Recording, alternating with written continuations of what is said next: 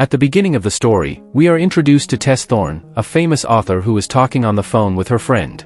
Tess is known as a writer of mystery and thriller novels, and that day she is scheduled to attend a fan meeting at a library. She quickly got ready, entered her destination address into her GPS, and set off.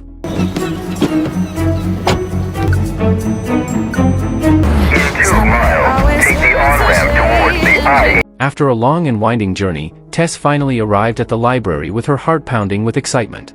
As soon as she got out of the car, she was greeted by Ramona, the warm and friendly owner of the library. With a big smile, Ramona approached her. She was the one who invited Tess directly to come and share her life story and writing experience with the fans. Upon entering the library, Tess took a deep breath. She felt a mixture of happiness and gratitude. The atmosphere inside is lively and energetic. Her familiar readers immediately showed cheerful faces when they saw her coming. When Tess stood in front of them and began to speak, she felt genuine support and admiration. These fans were not just readers, but people who felt touched by the stories she wrote. Seeing their enthusiasm fueled Tess's fire. In her heart, Tess knew that this was the right place for her to be, sharing her stories with people who truly appreciated her. After the event was over and Tess was about to head home, Ramona approached and told her the shortest way to get to Tess' house. Grateful for the suggestion, which saved her about an hour, Tess was relieved. She got into the car and entered the route Ramona had given her into her GPS, and set off with renewed vigor. 7 in Corwich. However, after some time of driving, a stray piece of wood got stuck under her tires, forcing her to stop suddenly. When he got out to check, he discovered that the wood had punctured his tire. Now stranded in an old petrol station that has looked abandoned for years, Tess feels isolated on a lonely and dangerous road, with no one to turn to for help. She faces the daunting task of changing a tire by herself, knowing full well that the chances of finding another vehicle on the road are slim. As he stood on the side of the road, waiting for a vehicle to pass, he saw a bus approaching and signaled for it to stop, but it continued on its way. Moments later, he saw another car approaching and again signaled for it to stop. This time, the car stopped.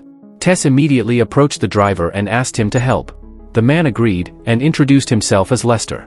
Tell you what, if you got a spare tire, I'll change it for you. Thank you so much!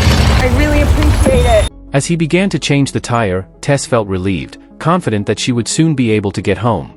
However, her relief turned to fear when she saw similar pieces of nailed wood in Lester's car. A bad feeling crept into her heart, making her feel extremely vulnerable. She realizes that Lester is staring at her with predatory eyes. Lester's attitude began to change when he realized that Tess was alone. Before Tess could digest her fear, Lester suddenly approached and smashed her face with brutal force, knocking her unconscious. He then forces her into a car and drives her to a remote location. What if I screw you? When Tess woke up, she was shocked to find herself being brutally attacked by Lester. In desperation, she cried and begged Lester to stop, but the man's cruelty knew no bounds. His attacks continued, savoring Tess' suffering. When Tess lost consciousness again, Lester ruthlessly lifted her body and dragged her into the deeper forest, then threw her away like a broken doll. Hey!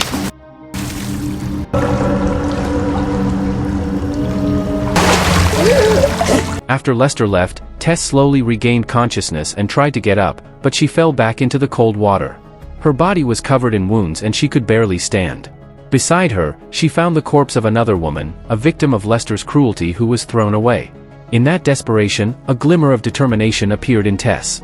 She exerted all her remaining strength to walk away from that place, step by step proving her strong will to survive. With her body trembling and her mind in turmoil, she walked along the deserted road, full of fear of the danger that lurked. When a car approached from behind, panic engulfed her, making her hide in the shadows. She no longer trusted the passing vehicles.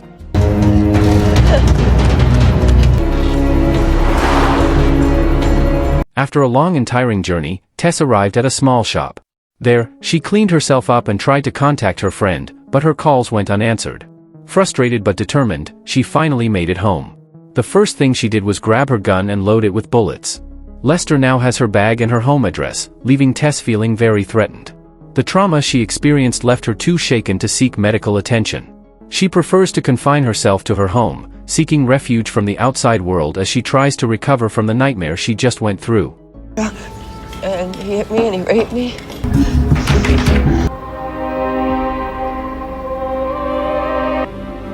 Probably not a skull fracture.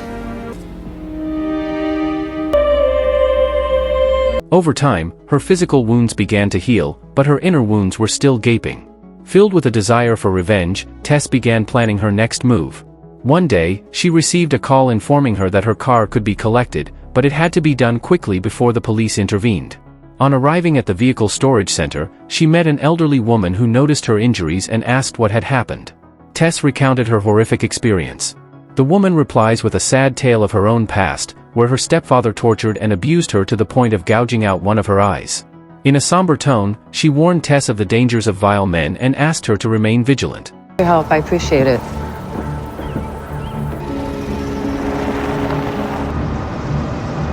After returning home, Tess checks her computer and discovers that Ramona has taken her picture at the library and suggests a shortcut that turns out to be a trap.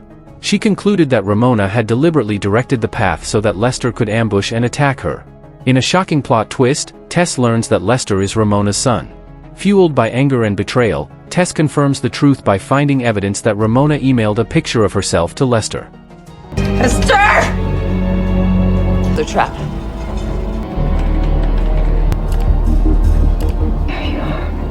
Tess then grabbed her gun and went to Ramona's house with the intention of revenge.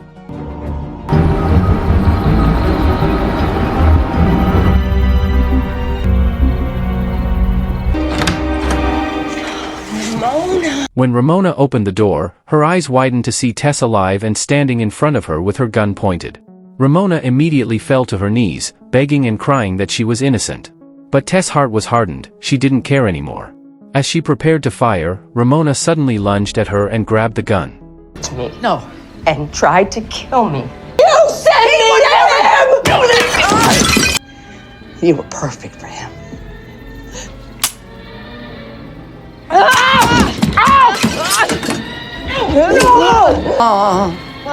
The first rule of gun ownership: don't put a bullet in the... In a fierce fight, Tess manages to regain control of the situation, grabs the gun, and in a final act of self-defense, she shoots Ramona dead.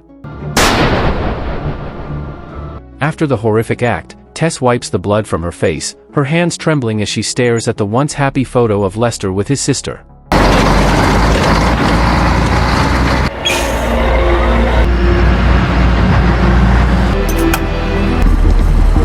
Suddenly, she sees Lester running away with a bandaged hand. Filled with determination and desperation, Tess follows him to a remote place that reflects her inner turmoil.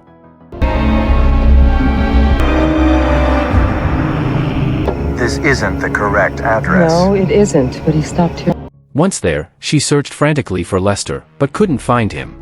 Then she saw a lorry approaching. She quickly hides, convinced that Lester is inside. When the truck stopped, she fired her bullet at the driver, but it wasn't Lester, but Lester's brother, the man from the photo.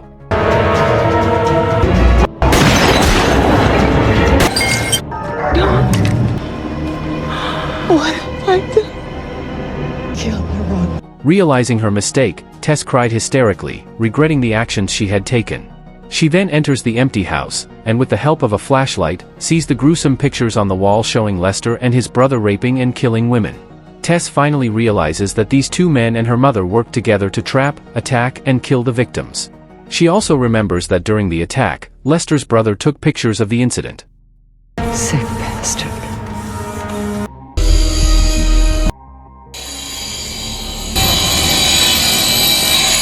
Suddenly, Tess hears a strange noise and catches Lester at work. With her gun in hand, she approached slowly like a hungry lioness hunting for prey. She could have shot from afar, but chose to show her face.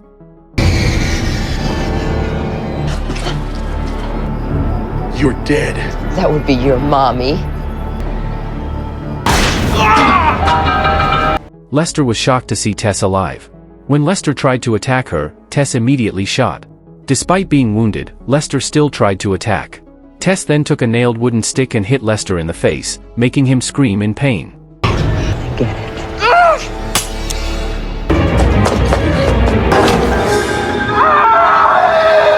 Lester tried to escape to the vehicle, but his body was already half dead. Tess approached him and shot him in the private parts, ending his life.